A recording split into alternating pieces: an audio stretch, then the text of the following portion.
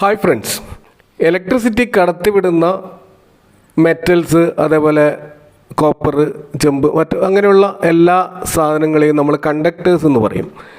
അതുപോലെ ഇലക്ട്രിസിറ്റി കടത്തിവിടാത്ത സാധനങ്ങളെ, പ്രത്യേകിച്ച് പ്ലാസ്റ്റിക്, മരം പോലെയുള്ള സാധനങ്ങളെ നമ്മൾ ഇൻസുലേറ്റേഴ്സ് എന്നും പറയും. അപ്പോൾ ഇതിനിടയിൽ നിയന്ത്രിതമായ രീതിയിൽ കറണ്ട് കടത്തിവിടുന്ന സെമി കണ്ടക്ടറുകളുടെ കണ്ടുപിടുത്തം ഇലക്ട്രോണിക് നിർമ്മാണ രംഗത്ത് ഒരു വിപ്ലവം തന്നെയായിരുന്നു ഉണ്ടാക്കിയത്.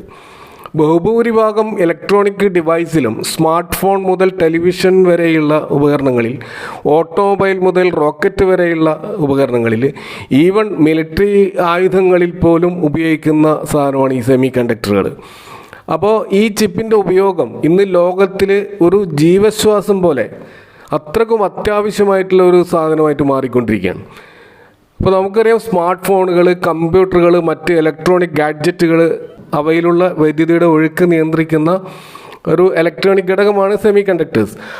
അവയിൽ തന്നെ മെമ്മറി ചിപ്പുകൾ, അതുപോലെ മൈക്രോ പ്രോസസ്സറുകൾ, മറ്റു തരത്തിലുള്ള ഇലക്ട്രോണിക് ചിപ്പുകൾ എന്നിവ ഉൾപ്പെടുന്നവയെ നമ്മൾ സെമി കണ്ടക്ടർ ചിപ്പുകൾ എന്നും വിളിക്കും. അപ്പോൾ കോവിഡ് പാൻഡമിക്കിൻ്റെ കാലത്ത് നമ്മൾ കേട്ട ഒരു വാക്കാണ് സെമി കണ്ടക്ടർ ഷോർട്ടേജ്. അതിൻ്റെ ഭാഗമായിട്ട് വ്യവസായ രംഗത്തുണ്ടായിട്ടുള്ള പ്രതിസന്ധി, ഓട്ടോ സെക്ടറിലൊക്കെ ഉണ്ടായ പ്രതിസന്ധിയെക്കുറിച്ചൊക്കെ നമ്മളന്ന് കേട്ടതാണ്. അപ്പോൾ ലോകത്ത് ഇന്ന് പെട്രോൾ പോലെയുള്ള ഇന്ധനങ്ങളുടെ ഉപയോഗം എത്രമാത്രം ഉണ്ടോ അതേപോലെ തന്നെ പ്രാധാന്യമുള്ള ഒരു ഉപയോഗമാണ് ഇപ്പോൾ സെമി കണ്ടക്ടേഴ്സിൻ്റെ കാര്യത്തിലും ഉണ്ടായിട്ടുള്ളത്. അപ്പോൾ ലോകത്ത് ഇന്ന് 60% സെമി കണ്ടക്ടേഴ്സും ഉൽപ്പാദിപ്പിക്കുന്നത് തായ്വാൻ എന്ന് പറയുന്ന ഒരു കൊച്ചു രാജ്യമാണ്.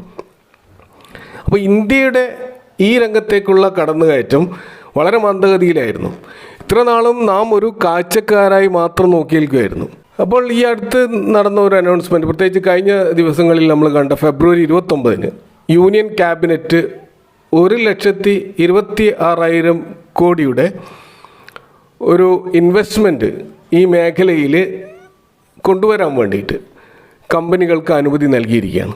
അപ്പോൾ 3 സെമി കണ്ടക്ടർ ചിപ്പ് പ്ലാന്റുകളാണ് ജോയിൻറ്റ് വെഞ്ചർ എന്ന രീതിയിൽ അനുമതി നൽകിയിരിക്കുന്നത്. അതിൽ 2 പ്ലാന്റുകളുടെ അനുമതി നേടിയെടുത്തത് ടാറ്റ ഗ്രൂപ്പാണ്. ആ ടാറ്റ ഗ്രൂപ്പിൻ്റെ ഒന്ന് ഗുജറാത്തിലും ഒന്ന് ആസാമിലുമാണ്. ഗുജറാത്തിൽ വേറൊരു പ്ലാന്റും കൂടിയുണ്ട്. ഗുജറാത്തിലെ സനന്ദ് എന്ന് പറയുന്ന സ്ഥലത്താണ് ഈ സെമി കണ്ടക്ടർ ഫെസിലിറ്റി വരുന്നത്. അത് നേടിയെടുത്തിരിക്കുന്നത് CG power and industrial solution എന്ന് പറയുന്ന കമ്പനിയാണ്. അടുത്ത 5 വർഷത്തേക്ക് 7,600 കോടി രൂപയുടെ ഇൻവെസ്റ്റ്മെൻറ്റാണ് കമ്പനി അനൗൺസ് ചെയ്തിരുന്നത്. അപ്പോൾ കമ്പനി ഈ ഒരു അനൗൺസ്മെൻറ്റ് വന്ന ദിവസം അന്ന് തന്നെ 10 മുതൽ 12% വരെ ഈ സ്റ്റോക്കിൽ ഒരു വമ്പിച്ച ഒരു അപ്വേർഡ് മൂവ്മെൻറ്റ് നമ്മൾ കാണുകയുണ്ടായി. അപ്പോൾ ഈ ഒരു അനൗൺസ്മെൻറ്റിൻ്റെ വിശദാംശങ്ങളിലേക്ക് പോവുകയാണെങ്കിൽ, CG പവർ യഥാർത്ഥത്തിൽ ചെയ്യാൻ പോകുന്നത് ജപ്പാനിലുള്ള റെനസാസ് ഇലക്ട്രോണിക് കോർപ്പറേഷനുമായി അവരൊരു advanced semi conductor solutions provide ചെയ്യുന്ന കമ്പനിയാണ്. അവരുമായി ഒരു ടൈയപ്പും, അതേപോലെ തായ്ലാൻഡിലുള്ള സ്റ്റാർസ് മൈക്രോ ഇലക്ട്രോണിക്സുമായി ചേർന്നുള്ള മറ്റൊരു ടൈയപ്പും. അവർ ചെയ്യുന്നത് outsourced semiconductor assembly and testing ഫെസിലിറ്റിയാണ്. ഒരു ചുരുക്കപ്പേരിൽ ഒസാറ്റ് എന്ന് പറയും. അപ്പോൾ ഈ 2 കമ്പനികളുമായി ചേർന്ന് നിന്നുകൊണ്ട് ഒരു ജോയിൻറ്റ് വെഞ്ചർ സെമി കണ്ടക്ടർ ഫെസിലിറ്റിയാണ് ഇന്ത്യയിൽ സെറ്റപ്പ് ചെയ്യാൻ CG പവർ തയ്യാറെടുക്കുന്നത്. അപ്പോൾ ഈ ജോയിൻറ്റ് വെഞ്ചറിൽ 93% ഷെയറുകളും CG പവറിന് തന്നെയായിരിക്കും. ബാക്കി വരുന്ന 6.8% ആ ജപ്പാൻ കമ്പനിയും, അതുപോലെ ഏകദേശം 1% തായ്ലൻഡിലുള്ള ആ കമ്പനിയുമാണ് ഓൺ ചെയ്യുക. ഇപ്പോൾ ഗുജറാത്തിൽ സെറ്റപ്പ് ചെയ്യാൻ പോകുന്ന ഈ സെമി കണ്ടക്ടർ മാനുഫാക്ചറിംഗ് ഫെസിലിറ്റിയിൽ നിന്ന് പ്രതിദിനം 15 million unit semi conductor produce ചെയ്യാനാണ് കമ്പനി ലക്ഷ്യമിടുന്നത്. ഇനി നമ്മൾ CG power and industrial solution എന്നുള്ള കമ്പനിയിലേക്ക് വന്നാൽ, ഇത് ഇന്ത്യയിലെ തന്നെ ഒരു ലാർജസ്റ്റ് ലീഡിംഗ് ബിസിനസ് കോൺഗ്ലോമറേറ്റ് ഗ്രൂപ്പായിട്ടുള്ള മുരുഗപ്പ ഗ്രൂപ്പിൻ്റെ ഭാഗമാണ്. ഒരുപക്ഷെ മുരുഗപ്പ ഗ്രൂപ്പിന് കീഴിലുള്ള കമ്പനികളെക്കുറിച്ച് പറഞ്ഞാൽ മാത്രമേ 85 വർഷത്തോളം വലിയൊരു ലെഗസിയുള്ള ഈ ഒരു ഗ്രൂപ്പിൻ്റെ വലുപ്പം നമുക്ക് മനസ്സിലാവുകയുള്ളൂ. സൗത്ത് ഇന്ത്യയിലെ ടാറ്റ ഗ്രൂപ്പ് എന്നാണ് ഈ മുരുഗപ്പ ഗ്രൂപ്പ് അറിയപ്പെടുന്നത്. ചെന്നൈ ബേസ്ഡായ ഈ കോൺഗ്ലോമറേറ്റിന് 29-ലധികം വൈവിധ്യങ്ങളായ ബിസിനസ്സുകളുണ്ട്. അതിൽ തന്നെ 10ഓളം ഇവരുടെ കമ്പനികൾ ലിസ്റ്റഡ് കമ്പനികളാണ്. നമുക്ക് സുപരിചിതമായ ലിസ്റ്റഡ് കമ്പനികളാണവ.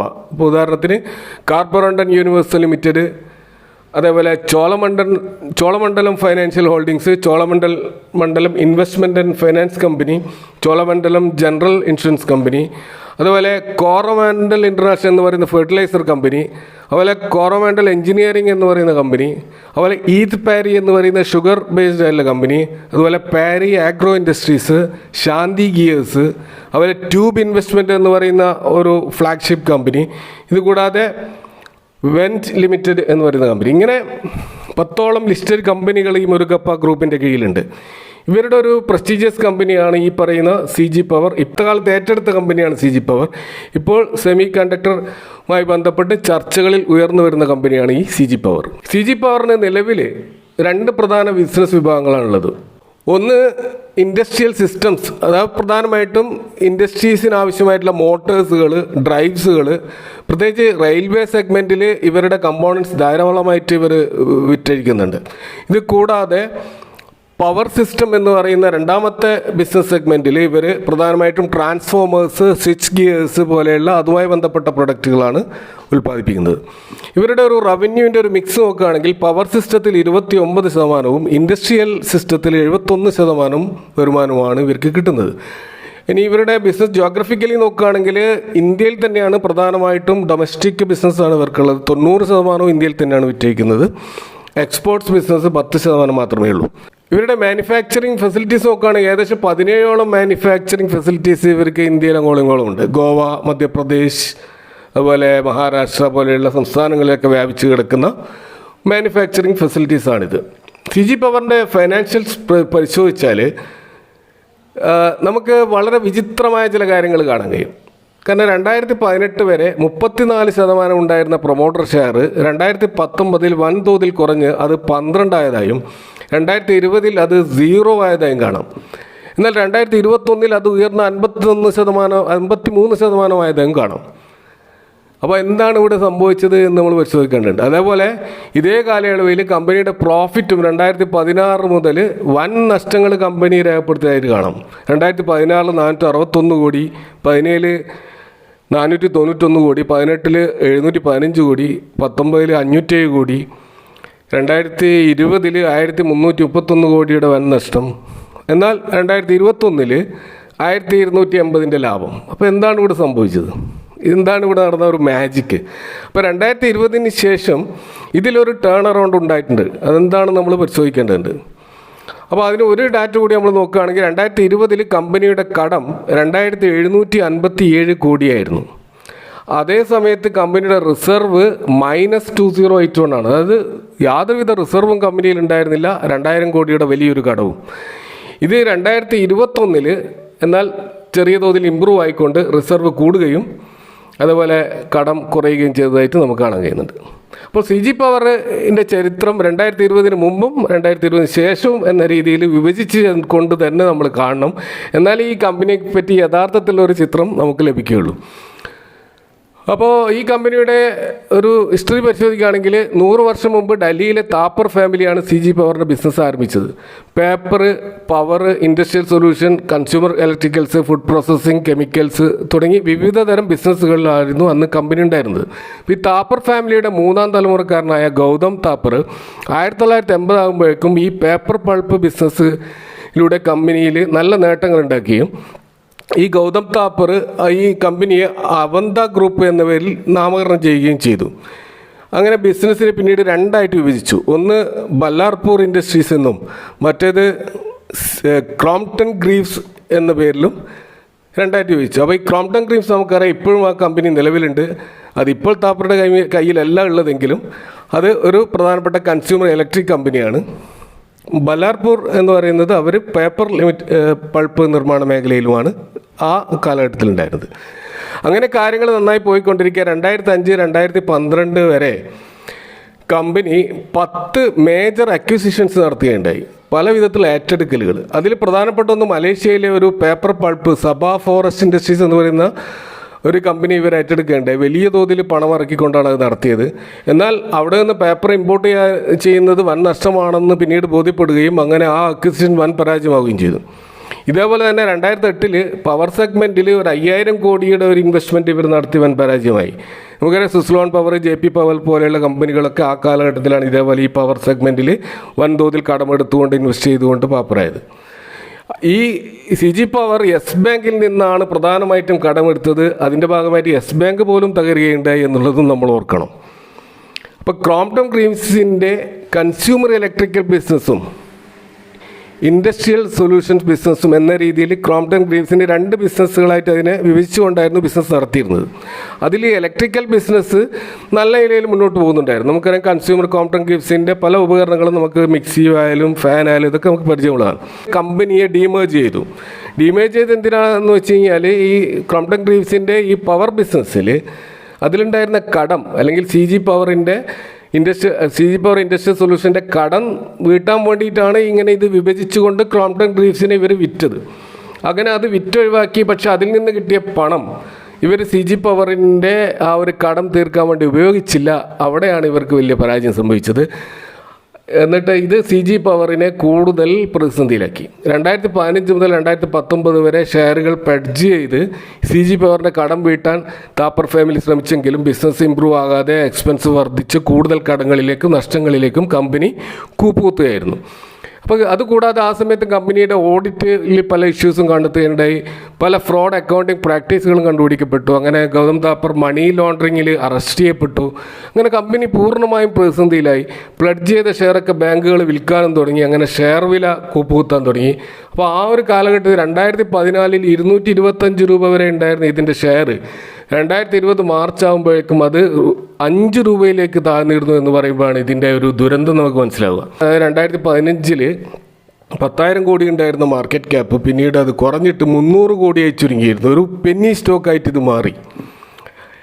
ആ ഒരു ഘട്ടത്തിലാണ് 2019 താപ്പർ ഫാമിലി പൂർണ്ണമായിട്ടും ഈ സ്റ്റോക്കിൽ നിന്ന് ഒഴിവായി അവരുടെ പ്രൊമോട്ടർ ഹോൾഡിങ് 0 ആയി മാറി. കാരണം അവരുടെ പ്രൊമോട്ടർ ഹോൾഡിംഗ് എല്ലാം പ്ലെഡ്ജ് ചെയ്തിരിക്കുകയായിരുന്നു. ആ പ്ലെഡ്ജ് ചെയ്ത ഷെയറൊക്കെ ബാങ്കുകൾ ഏറ്റെടുത്തു. സ്വാഭാവികമായിട്ടും പ്രൊമോട്ടർ ഹോൾഡിങ് 0 ആയിട്ട് ഇല്ലാതായി. അപ്പോൾ ഈ ഒരു സമയത്താണ് ഈ കമ്പനിയിലേക്ക് മുരുകപ്പ ഗ്രൂപ്പ് എൻട്രി ചെയ്യുന്നത്. അപ്പോൾ ഈ മുരുകപ്പ ഗ്രൂപ്പിൻ്റെ ഒരു പ്രധാനപ്പെട്ട കമ്പനിയാണ് ട്യൂബ് ഇൻവെസ്റ്റ്മെൻറ്റ് എന്ന് പറയുന്ന കമ്പനി. ഇവർ പ്രധാനമായിട്ടും ഓട്ടോ ആക്സിലറി കമ്പനിയാണ്. അപ്പോൾ ഈ ഓട്ടോ ആക്സിലറി എന്ന് പറയുന്ന ഒരു risky business, risky in the sense അത് ഒരു സൈക്ലിക്കൽ ബിസിനസ്സാണ്. അപ്പോൾ അവർക്ക് ഈ ഒരു റിസ്ക് മിനിമൈസ് ചെയ്യാൻ വേണ്ടിയിട്ട് അവർ ഇതേ സെഗ്മെൻറ്റിലുള്ള മറ്റൊരു സോളിഡായിട്ടുള്ള ബിസിനസ്സിലേക്ക് എൻ്റർ ചെയ്യാൻ അവർ ഉദ്ദേശിച്ച് നിൽക്കുന്ന സമയത്താണ് ഈ CG പവറിന് ഇവർ ഏറ്റെടുത്തത്. അതിനുവേണ്ടി 800 കോടി രൂപ അവർ ഈ ബാങ്കുകൾക്ക് അല്ലെങ്കിൽ ഈ കടം കൊടുത്തവരിൽ നിന്നും ആ ഷെയർസ് മുഴുവൻ ഇവർ സ്വന്തമാക്കി. അങ്ങനെ ഏകദേശം 50% കൂടുതൽ ഷെയറുകൾ ട്യൂബ് ഇൻവെസ്റ്റ്മെൻറ്റ് ഇതിൽ നേടിയെടുത്തു. അങ്ങനെയാണ് ഈ മുരുകപ്പ ഗ്രൂപ്പ് ഈ CG പവറിലേക്ക് എൻ്റർ ചെയ്യപ്പെടുന്നത്. അപ്പോൾ ഇവരെ ഏറ്റെടുത്തതിന് ശേഷം 2020 ശേഷം 2 കാര്യങ്ങൾ സംഭവിച്ചു. ഒന്ന്, കൊറോണ പാൻഡമിക്കിന് ശേഷം വൻതോതിൽ ഓർഡർ ബുക്ക് വർദ്ധിച്ചു. ഇവർക്ക് പോസിറ്റീവായിട്ടുള്ളൊരു ഗുണമുണ്ടായി.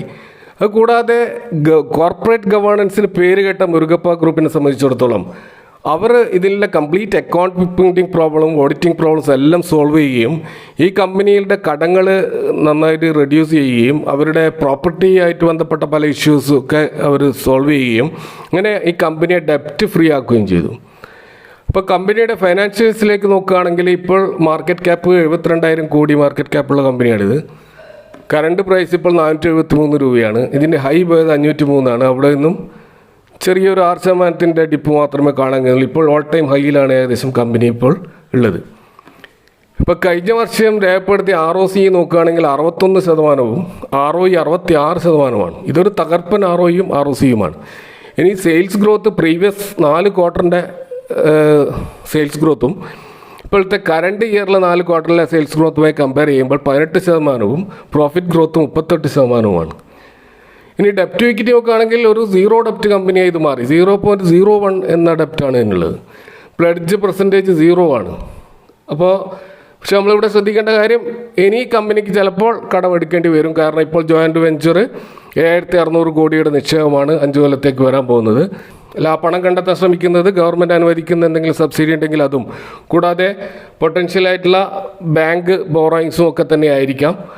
അപ്പോൾ അതിനുവേണ്ടി സ്വാഭാവികമായിട്ടും കുറച്ച് ഡെപ്റ്റ് കൂടാൻ സാധിക്കും. പക്ഷേ ഒരു മുരുകപ്പ ഗ്രൂപ്പ് എന്നുള്ള ഒരു വലിയ കമ്പനിയെ സംബന്ധിച്ചിടത്തോളം അതൊരു വിഷയമേ അല്ല. ഇനി പ്രൊമോട്ടർ ഹോൾഡിംഗ് നോക്കുകയാണെങ്കിൽ 58.1% ഉയർന്നതായിട്ട് കാണാം. ഫോറിൻ ഇൻവെസ്റ്റേഴ്സിൻ്റെ ഹോൾഡിംഗ് 16%, ഡൊമസ്റ്റിക് ഇൻവെസ്റ്റേഴ്സിൻ്റെ 9% ഹോൾഡിങ്ങും ഈ സ്റ്റോക്കിൽ നമുക്ക് കാണാൻ കഴിയും. ഇനി കഴിഞ്ഞ 10 വർഷത്തെയും 5 വർഷത്തെയും 3 വർഷത്തെയും 1 വർഷത്തെയും ഒക്കെ ഈ സ്റ്റോക്കിൻ്റെ പ്രൈസിലുണ്ടായ ഗ്രോത്ത് നമ്മൾ നോക്കുകയാണെങ്കിൽ ഇതിൻ്റെ ഒരു ആവറേജ് ഏകദേശം 50-60% ഇയർലി ഗ്രോത്ത് ഈ കമ്പനി ഹിസ്റ്റോറിക്കലി രേഖപ്പെടുത്തിയേ കാണാം. അപ്പോൾ ഈ പുതിയ കാപ്പക് എക്സ്പാൻഷൻ വരുന്നതോടുകൂടി പുതിയ ഉയരങ്ങളിലേക്ക് കമ്പനി പോവുകയാണെങ്കിൽ ഓരോ വർഷം കൂടുമ്പോഴും സ്റ്റോക്കിൻ്റെ പ്രൈസ് ഡബിൾ ആകാനുള്ള ഒരു പൊട്ടൻഷ്യൽ ഈ സ്റ്റോക്കിൽ എന്തായാലും ഉണ്ട്.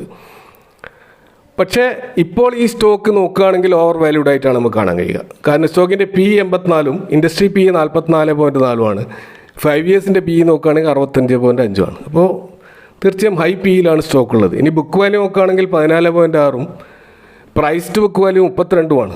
3-4% ഒക്കെയാണ് നമുക്കൊരു അഭികാമ്യമായിട്ടുള്ള ഒരു പ്രൈസ് ടു ബുക്ക് വാല്യൂ. അതിലും എത്രയോ ഉയരത്തിലാണ് പ്രൈസ് ടു ബുക്ക് വാല്യൂ. ഇനി PG റേഷ്യോ ആണെങ്കിൽ അതും ഹൈ ആണ്, 2.96. 1-ൽ കൂടുതൽ എപ്പോഴും ഹൈ തന്നെയാണ്. അപ്പോൾ അങ്ങനെയൊക്കെ നോക്കുമ്പോൾ ഈ സ്റ്റോക്ക് ഇപ്പോൾ ഓവർ വാല്യൂഡ് ആണ്. അതുകൊണ്ട് നമ്മളൊരു ഇൻവെസ്റ്റേഴ്സിനെ സംബന്ധിച്ചിടത്തോളം ഈ സ്റ്റോക്കിൻ്റെ ഒരു ആവറേജ് PE നമുക്കൊരു റീസണബിൾ ആയിട്ടുള്ള ഒരു PE എന്ന് പറയുന്നത് ഏകദേശം 64% നമുക്ക് കാൽക്കുലേറ്റ് ചെയ്താൽ മനസ്സിലാവുക. അപ്പോൾ അതൊരു റീസണബിൾ ആയിട്ടുള്ള PE ആയിരിക്കും. എന്നാൽ ആ ലെവലിലേക്ക് ഈ സ്റ്റോക്ക് ഇപ്പോൾ ഇനി വരുമോ എന്ന് ചോദിച്ചു കഴിഞ്ഞാൽ അതിൻ്റെ സാധ്യത നമുക്കിപ്പോൾ പ്രവചിക്കാനാവില്ല. അതുകൊണ്ട് തന്നെ നമുക്ക് ഈ സ്റ്റോക്കിൽ ചെയ്യാൻ പറ്റുന്ന ഒരു കാര്യം സിസ്റ്റമാറ്റിക് ഇൻവെസ്റ്റ്മെൻറ്റ് പ്ലാൻ SIP മോഡലിൽ ഒരു 5 വർഷത്തേക്ക് ഇതിലേക്ക് ഇൻവെസ്റ്റ് ചെയ്യുക എന്നുള്ള ഒരു മൈൻഡ് സെറ്റോടുകൂടി ഇൻവെസ്റ്റ് ചെയ്യുന്നതായിരിക്കും നല്ലത്. അങ്ങനെയാണെങ്കിൽ ചെറിയ ക്വാണ്ടിറ്റികളിൽ മാത്രം വാങ്ങിച്ച് ഓരോ ഡിപ്പിലും വാങ്ങിച്ചുകൊണ്ടേയിരിക്കുന്ന ഒരു രീതി ഫോളോ ചെയ്യുകയാണെങ്കിൽ നല്ലൊരു വെൽത്ത് ഈ സ്റ്റോക്കിൽ ക്രിയേറ്റ് ചെയ്യും. എല്ലാ 2 വർഷം കൂടുമ്പോഴും തീർച്ചയായും ഡബിളാകാൻ സാധ്യതയുള്ള ഒരു സ്റ്റോക്കാണ് CG പവർ എന്നുള്ള കാര്യത്തിൽ തർക്കമില്ല. അപ്പോൾ ഇതൊരിക്കലും ഒരു ബൈക്ക് റെക്കമെൻഡേഷൻ ആയിട്ട് മനസ്സിലാക്കേണ്ട. നിങ്ങൾ കൂടുതൽ സ്റ്റഡി നടത്തുക. Thank you for watching. See you next time with another video.